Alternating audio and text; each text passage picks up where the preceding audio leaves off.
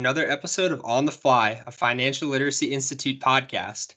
Today, I'm joined once again by Zach Ginka and then our special guest of the evening, the Shon Christy.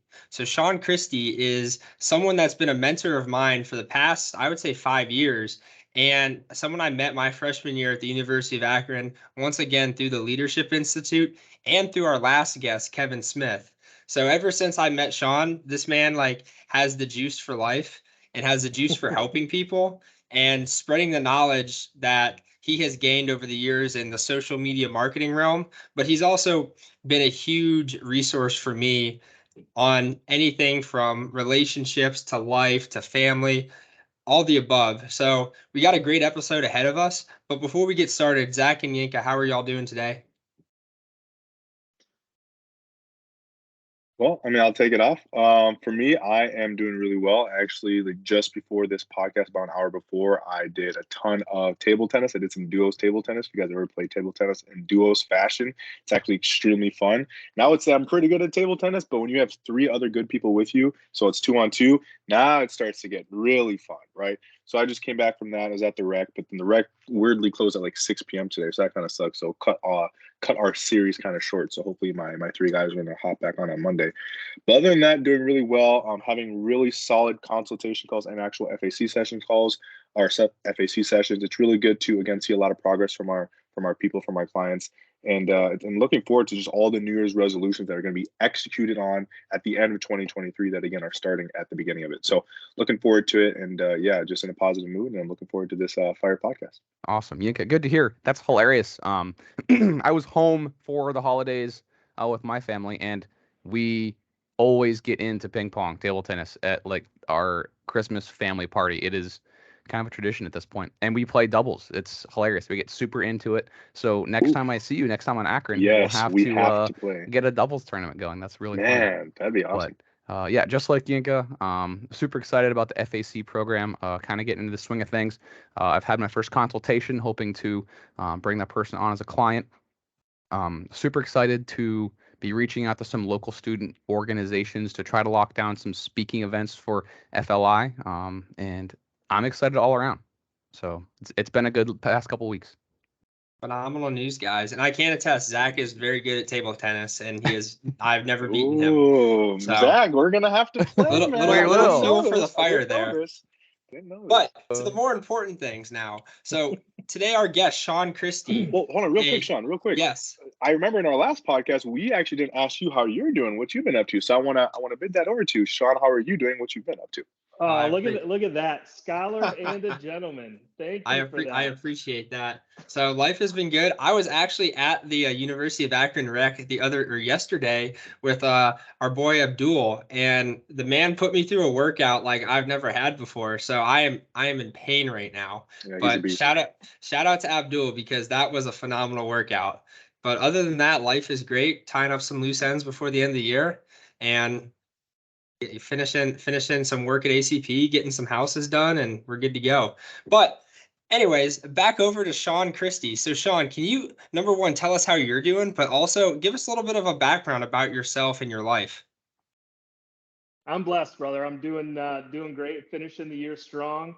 Have spent several weeks in the planning phase for 2023, just getting organized and prepared and ready for a plan of attack. So it's been good, and got a little bit of travel to start the year. Headed to Virginia to do some work with my national fraternity Sigma Nu, national board meeting, and we get all of our presidents together from across the country and do like a Top Gun Leadership Academy. And so love kicking the year off with that kind of momentum, that kind of energy from some of the best and brightest in the country. A little bit of background about me. Lifer from Stowe, Ohio. Live 5 minutes from where I grew up. Uh, did 2 degrees at the University of Akron, marketing major. Have spent the last 13 years as a social media entrepreneur. Opened Ohio's first niche social media marketing agency. It was called Christy Creative, and I've created several companies since then. Recently got into some staffing companies. I own some Express Pros franchises regionally as a minority owner. And most recently announced just yesterday that I'll be opening Fractional Social Pro which is a first of its kind fractional social media staffing company. So we're really excited about all the services and all the people that we're able to help. And that's kind of a quick high level overview of me, man. Just a guy from Northeast Ohio, meeting a lot of great people. And I think you left out the most important part, your wife and your 6 kids too. So like how do you handle that on a daily basis? She does all the work, right? She does the heavy lifting. I could take zero credit for that. So yeah, on top of the business side, personally, father of 6, have 5 daughters and a son. Beckett, who also happens to have Down syndrome, and so they range from 4. So I've got a preschooler going into kindergarten to 17, almost 18, who are going through the college application, interviewing, and selection process now. And so we kind of have the whole spectrum, all kinds of things going on, never a dull moment in the house. And it's all about just kind of managing the day, right? And there's always going to be craziness happening. And you go into the day with a plan, and then you have to pivot and just make sure you get to the end in one piece. And I think that pivoting and that calling audibles translates to business a lot. And I'm sure you can attest to it. I know we can.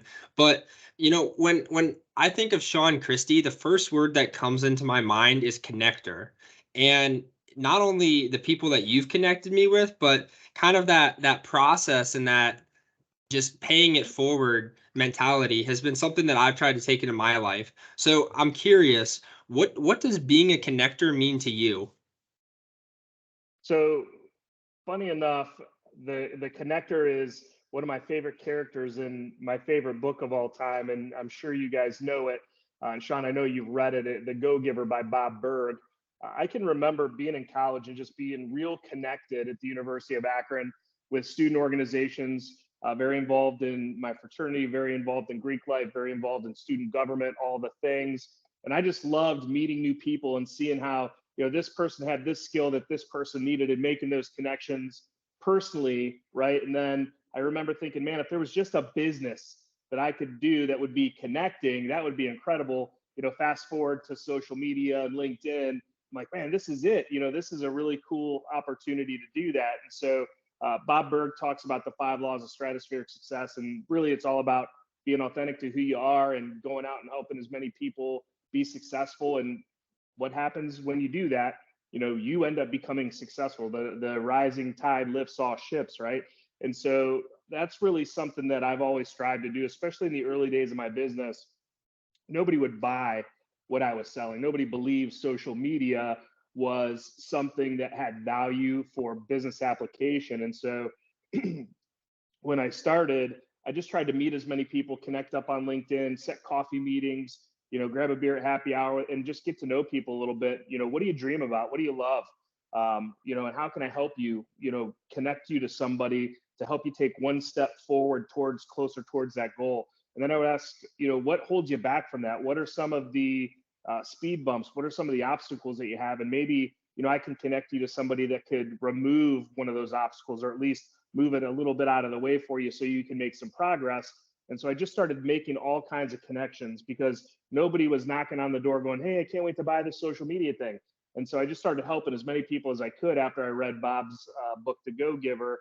And from there, the next year, people were like, hey, I remember you told me about that social media thing. You helped me with this one thing and made this great connection. I wanted to connect you to my brother-in-law, or connect you to my uncle or my neighbor, or whoever it was.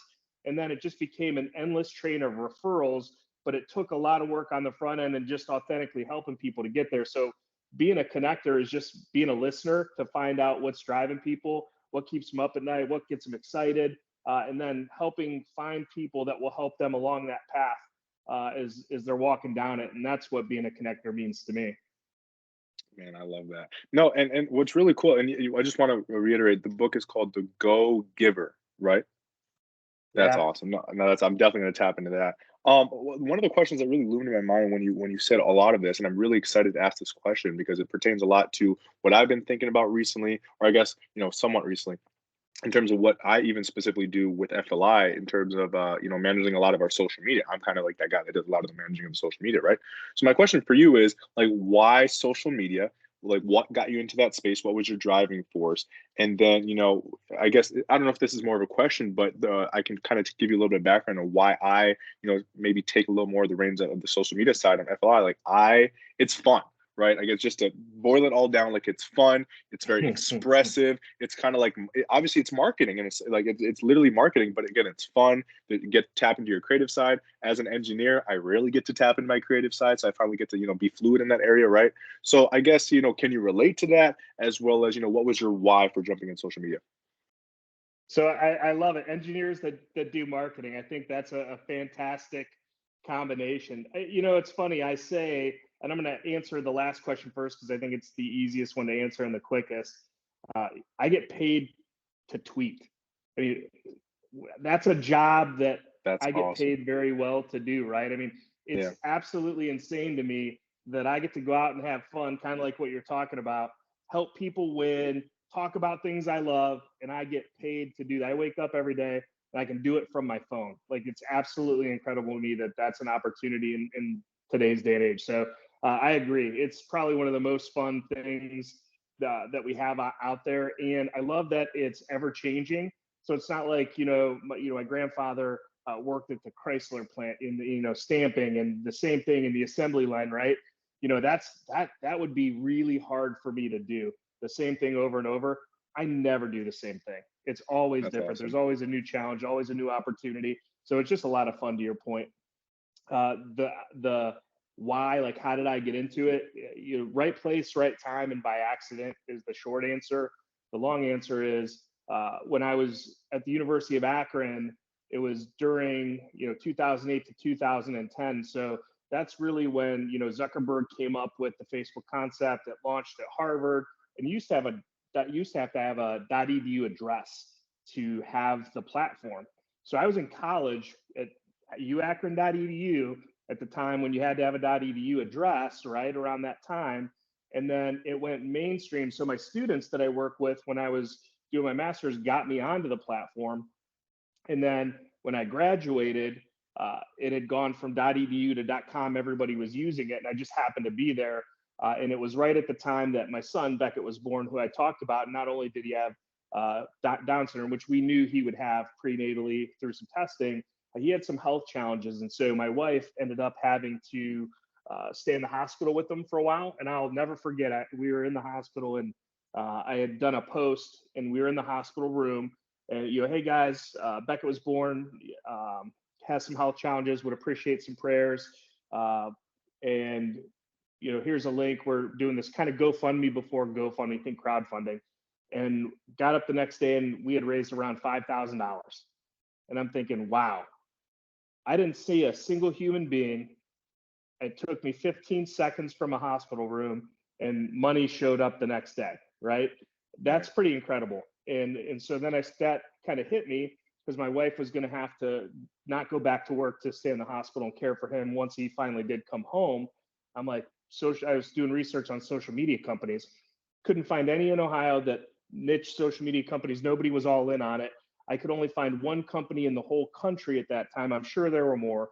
I just didn't do the research to back that up. But there was a company called Likeable Media, this guy, Dave Kirpin, and he was doing Pepsi and Ford and all these big Fortune 500 companies. And I'm like, okay, so if this guy's all in on it, he's working with Fortune 500 companies, there's got to be a play here, because he wouldn't be doing that, and Ford wouldn't be interested if there wasn't value there. But there was no, in the small to medium-sized business community, nobody was doing it.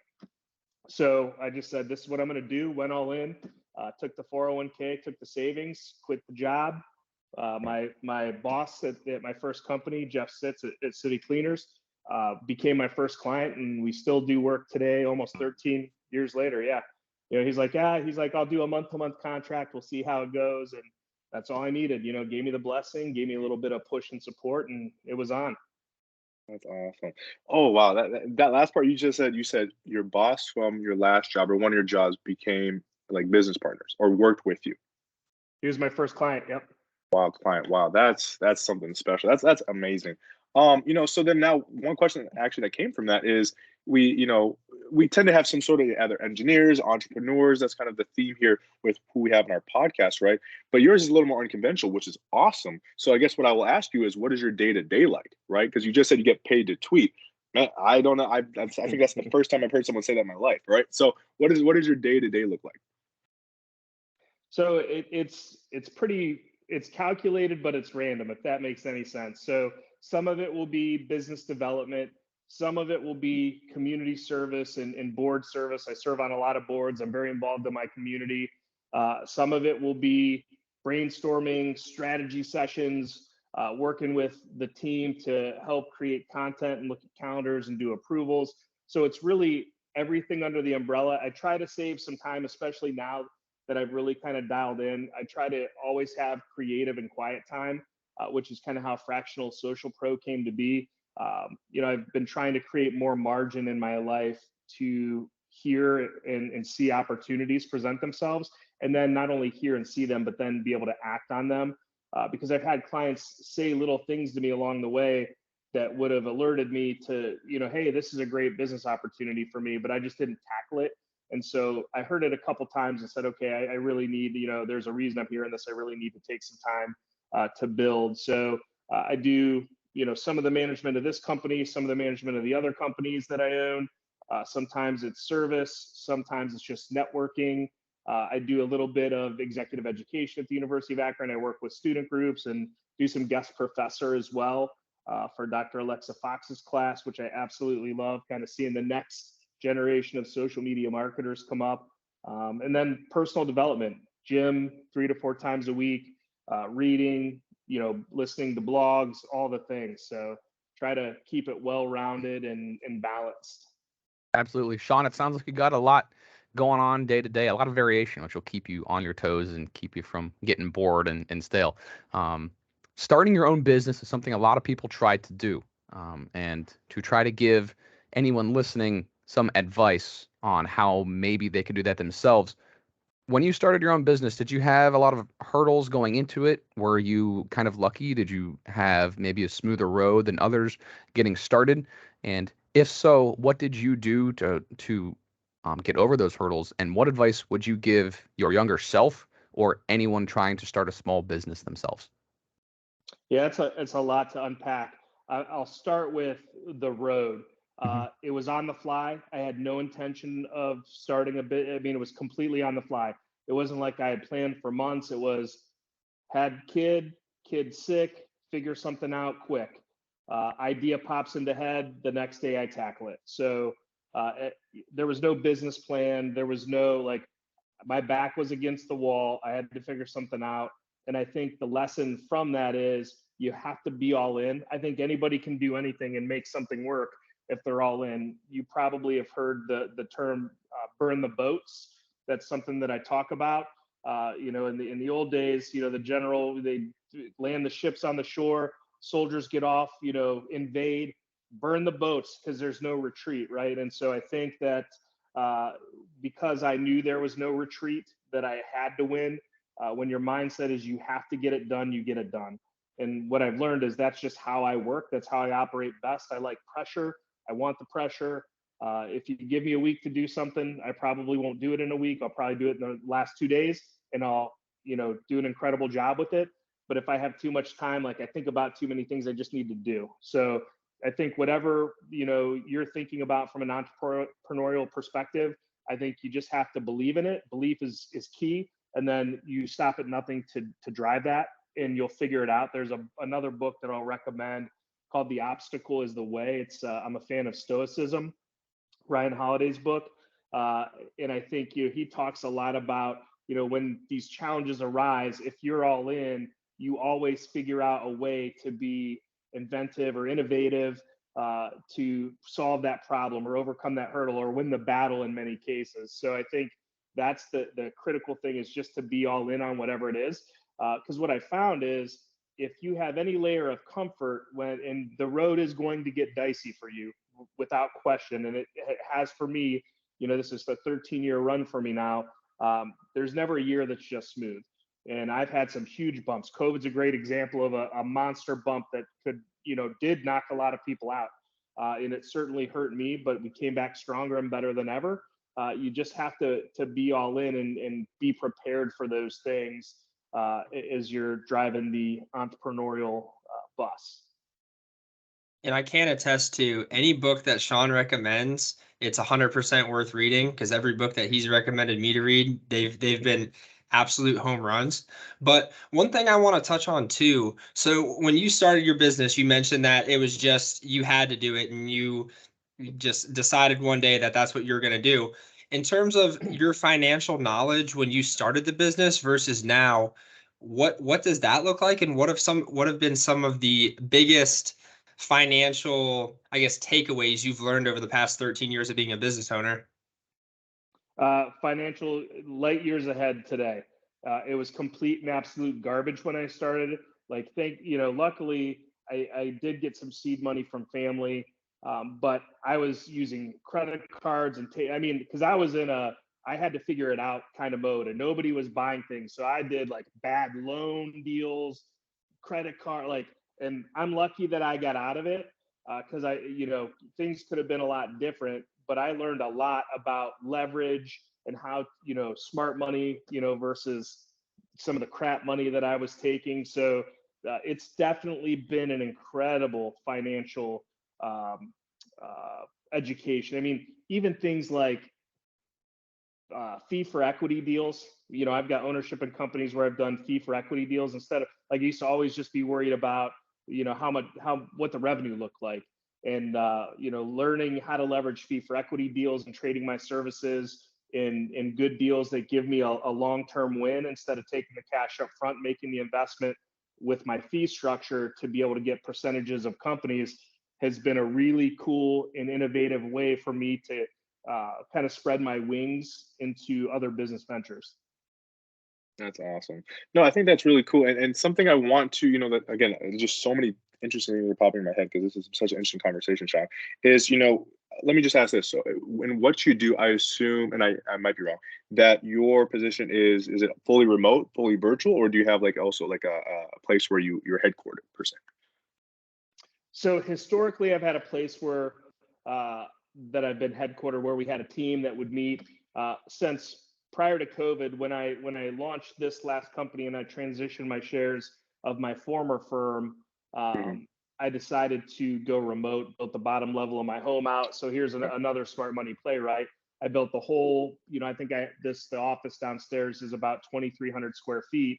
That is all office only. I've got a client entertainment area. It's all used for business. And from a smart money move, that was a home run for me. And oh, by the way, right before COVID, where most of the marketing agencies that I know, everybody went home and remote, and they had these buildings and floors of buildings that nobody Mhm. was in. So again, I've been real lucky, man. I'm not the smartest guy on the street, but I've made some key moves during key times that have just panned out really well, and Right. sometimes a little bit of luck on my side.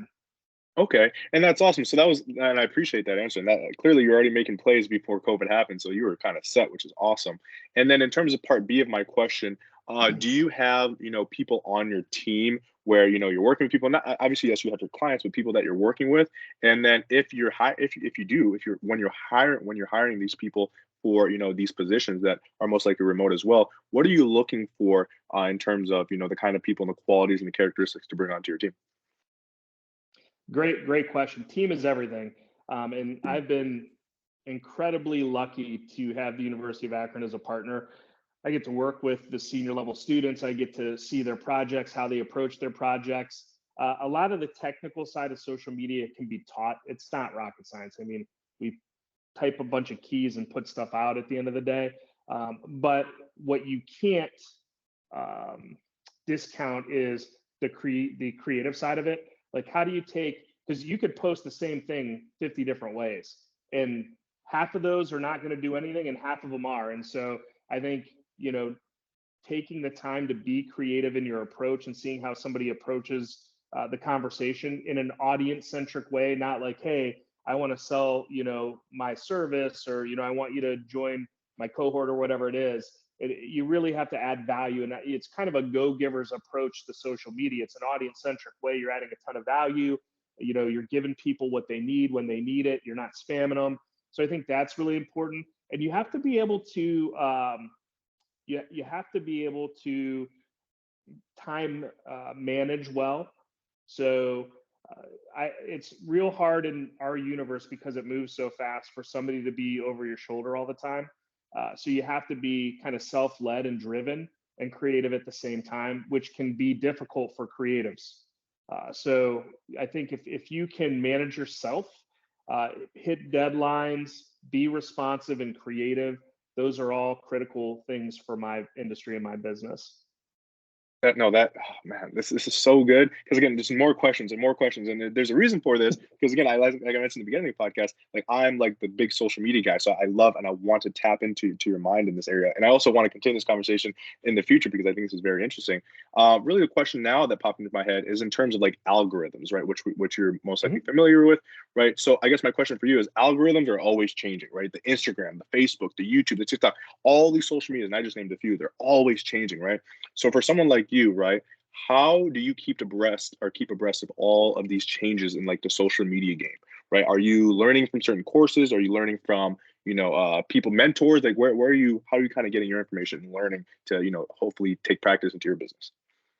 Learn by doing. Certainly I read, Mm, right? Certainly I read. I'm a big fan of Michael Stelzner and Social Media Examiner. He started his blog the same time I opened my company. So I've seen him grow and do incredible things.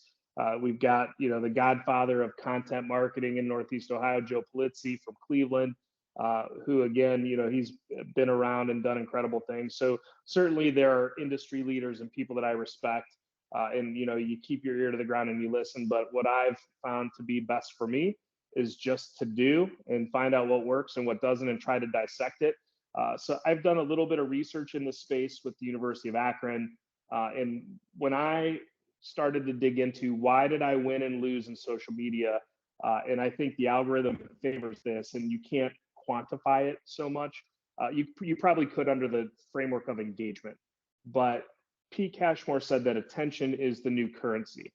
You have billions of podcasts, TV shows, radio. We're getting our phones blown up. The Goodyear blimp's flying overhead. The Target truck is driving by, right? We're just getting, Flow is telling you to slow down for savings when you're getting on the turnpike. So you're just getting crushed with marketing messages all the time. And so the concept of attention is really key, and that stops the scroll. If we can stop the scroll, we can win. And once you get somebody's attention, it all starts with attention. So that's first and foremost. And I'm writing a book called The Attention Principle with all the lessons that I've learned from a social perspective. So attention stops the scroll, and then engagement drives the algorithm. If you can get people to talk to you and have a back and forth, and it's a two-way street, it's communication. So it's not put my stuff out there and let people consume it and click it. It's got to be this two-way street. So the more two-way conversations that you're having, the better off you're going to be. And a lot of times, like, saves and things like that, those things go into the algorithm. But I think if you just keep the goal simple, I want to drive value in a two-way exchange with my audience, I think you'll be successful with the algorithm on all platforms. Excellent advice too. And I didn't know you were writing a book, so that's awesome. And that kind of leads into my next question too. So what does the future look like for Shon Christy going into 2023, but even the next few years afterwards? Man, so writing a book is one of the most challenging things that I've ever done, and it's taken me a lot longer than I want. So I recently hired a coach to give me a little extra push and help me, structure my time to get it done, because sometimes I hit a wall and I just get stuck. And so, knowing enough about myself to have somebody come alongside me and kind of push me or pull me out, when I'm stuck, I think is important. So certainly, I'm going to continue to drive my core business. Social media strategy. I love doing strategy. I do strategy for companies all over the world. Awesome time. I just love seeing the result of a good strategy. So that I will always do. Social media management is a big piece of what we do. We do a lot of coaching, training, and consulting. It's kind of a 50-50 mix between those two. But I love speaking. I love training, and I love teaching. And so with this book, I really want to push the speaking on the national, international stage and leverage some of what I've learned to share with others. and then transition that into, you might get some clients that sign up for some management or consulting, but I think this fractional social pro and being able to help people staff to get this work done will be another awesome opportunity. And then online coursework. I want to do online coursework. So if somebody, at home is like, hey, I mean, you guys do some of this, so um, hey, you can consume all of this stuff that I learned in a do-it-yourself course that'll take you 6 months. And colleges have a hard time keeping up with social media. I've created coursework at the higher education level, and it changes so fast. It's just really difficult. And so, and there are no, 4-year or 2-year social media degrees. You can get there's some certificate programs, but I think if you can give people this up-to-date, awesome learning opportunity that will help them level up, whether they're an entrepreneur like you guys or you're a marketing manager at a company, giving them some tools that they can use to be better based on my 13 years of experience. We probably have over 800 companies served during that time. There's a lot of value. There's a lot of knowledge. There's a lot of mistakes made that we can help people avoid, and those things are priceless. That can be more true, Kevin or Shon. I said Kevin because 1 second. I said Kevin because I have a question related to Kevin Smith. My apologies, Shon. Now watch this. I'm gonna bring Kevin Smith into this question. My apologies, Shon. So you mentioned at the beginning of the podcast, or at least I think Shon Lacey might have mentioned it, that you actually have 6 kids, which is beautiful, amazing, huge family, and that's awesome. I have a question that I also asked Kevin Smith, right? In terms of, kind of more on the financial side, on what is Shon Christy doing to set up his amazing wealth of a family with, the financial knowledge. Maybe I know Kevin Smith was talking about the 529s, obviously the UTMAs, the UGMAs, custodial Roth IRAs, credit cards at a young age, even just knowledge and books. Are there some things that you're doing to set your amazing, beautiful, big family up with, kind of some good financial knowledge?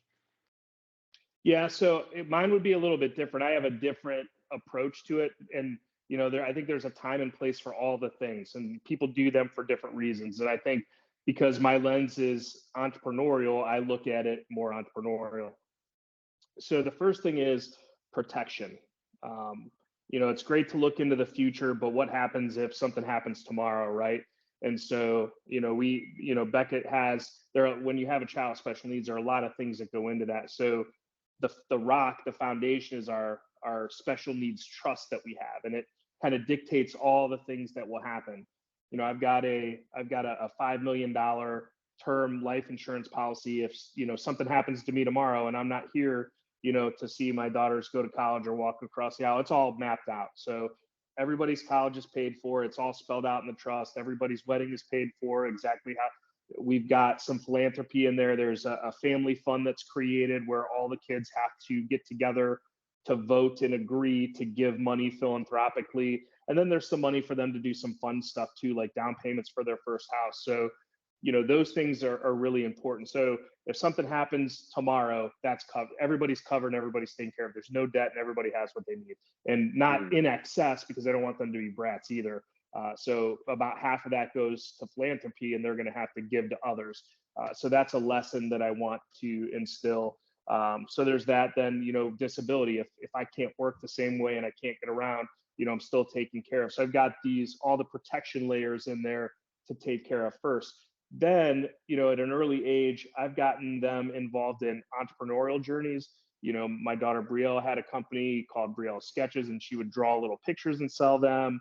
My older daughter does photography, so I get her involved in my business. I want to show them that business is an investment, and I'd rather than like a 529, and this is just my own personal advice, I would invest in myself before I would invest in anyone else. And I try to teach that to my kids too. That's real. And it's not also not for everybody. So it's okay if it's not. There's other vehicles for you, but I try to show them, like, here's some awesome opportunities for you to make money, and see how easy it is if you have a structure and you know how to do it. So I've tried to teach them how to make more money than take the little money that they have to try to save it and invest it over time. I try to show them a way to make chunks and then invest, if that makes sense. So it's a little bit different than that. And then also from scholarship, grades are super important. So in athletic scholarships, like, we've invested a lot into the things that they love. And we're starting to see the fruits. We're going through the college application process. And, the first offer that my daughter got was almost a full ride academics. And so, those things, like, I know you can't always plan for that and guarantee that, but I think you can take some pretty big swings if you're deliberate and you know the system on how to make those things work for you. So instead of, $50 here and there, we take some big swings at our house. And, a little bit of that, like grandmas can put some money away and do some of that. I try to get them to be a little bit more risk takers, which is not everybody's flavor. And I'm sure, probably not something that you guys preach often, but that's just something that has worked well for us. And that's a unique perspective to hear too, because not many people think that way about planning for their kids' future. It's your 529 plans like Yinka mentioned, and it's Roth IRAs when they're 12, 13, 14 years old. But I like what you said there, because you're teaching your kids to take risks and fail early. And that's something too that Kevin talked about in the last episode, was you want to fail early on when failure's as cheap as possible. So that advice is phenomenal. Now, as we wrap up here too, we want to run through kind of our final 4 questions here. So feel free to answer these with the first thing that pops into your head. But for question number 1, as we roll into 2023, what's your number 1 goal for next year? Have margin in my life. Just have the time to think, breathe, and appreciate the things that are happening around me. Be able to react to them in an appropriate way. I respect that. So question number 2, any book, whether it's business, whether it's finance, whether it's personal development, what's the number 1 book that you recommend that anyone should read? It's Go Giver, no questions asked. I've probably given 100 of the book away. I flew Bob Burg in. He spoke in Akron, Canton, probably 10 years ago. I think that's got to be the book. It's just a different way of life. I'll never forget I had hired a sales rep from a Fortune 500 company, and she read the book, and I told her kind of how we do things. And she goes, "This book doesn't make any sense. This is the exact opposite of the things that I've been trained to do." And I said, absolutely, that's why it's going to work. If attention is the new currency, you have to be different. And that just, nobody goes up to you and tries to help you. We're like, you think somebody's crazy if they try to help you, because that's the world we live in. And so if we can create an army of people that are just out there doing awesome stuff, that's a movement, and then some real magic can happen from that. And especially too, if you're not used to that, you almost think that that person is helping you because they want something in return, when in reality, they can just be helping you and expecting nothing in return. So it's really a mindset shift that our society, and even like my generation too, has to go through. But it is a great book. I do agree. And then real quick, I want to add to that, Shon, actually, which is really good. So kind of in like the form of reciprocity, but again, not with the intention to get something back. Yep. But it's more just like over delivering. I love saying this to a lot of the people that we talk to, our clients, our consultation calls, just like over delivering, because you just provide so much value. It's interesting. And again, this is not with the intent. That's just our nature. We over deliver. And I've heard a lot of people say, wow, like you guys should be charging more. You guys should be doing this more. You should do that. And it's like, although sure, true, but we're providing so much value that there's something in their heart that's like, I kind of feel bad that I'm not, giving back more. I'm not, compensating them more, right? Because you're just providing so much value, right? So then they kind of feel so inclined to be like, oh, well, I want to, purchase your service because you're already giving me so much value. And that's what I've seen with a lot of the consultation calls that we've hopped on. That's just like in that consultation call, we get through so much good content. And then, a couple weeks later, oh, like, I want more. It's like you dangle the steak just in front of him, right? Oh, I want more because you just provided so much value. And I feel bad because that whole hour consultation, like I should have paid you for that, right? So it's like, I completely agree. I love it. I got to read the book. Yeah. He sums it up in his law of value, exactly what you just said. The law is give more in value than you receive in payment, right? I mean, people think they're stealing from you because... I was about to say that, robbed, yeah. Yeah, we're robbing you. Like you're giving me so much, and I'm only paying this. Like that's a win, right? That's a win for everybody. Nobody's complaining there. Yeah. Mm-hmm. It's along the lines too of if you do more than what you're paid for, you'll always be paid more than for what you do, and it kind of follows along that line too. So To question 3 now. If you had to recommend one guest that we should have on this podcast, who would it be? Well, so you guys just had Kevin on the show, and so by the way, when you called me Kevin, I thought it was awesome because that must mean that I'm doing a great job. He he's awesome. From a guest perspective, I think Frank Favaro. Have you had Frank? You already had He's Frank? scheduled up in a couple weeks, actually. Okay, I think Frank is a great guest. I definitely have him. Somebody that is probably not on the podcast, kind of trail. Julie Brandel, the president of Metis Construction Services, probably one of my favorite business owners in the area. Female-owned construction company doing major projects all over the state. Basically built downtown Kent. Her company did all of that reconstruction.